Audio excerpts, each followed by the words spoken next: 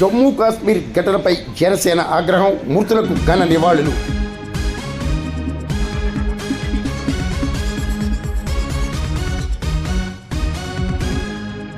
జమ్మూ కాశ్మీర్లో పర్యాటకులపై ఉగ్రదాడిని జన సైనికులు తీవ్రంగా ఖండించారు. కాకినాడ జిల్లా సమర్లకోటలో కూడా చైర్మన్ తుమ్మల బాబు ఆధ్వర్యంలో ఘనంగా నివాళులర్పించారు. జమ్మూ కాశ్మీర్లో మైసరన్ అనేటువంటి ప్రాంతంలో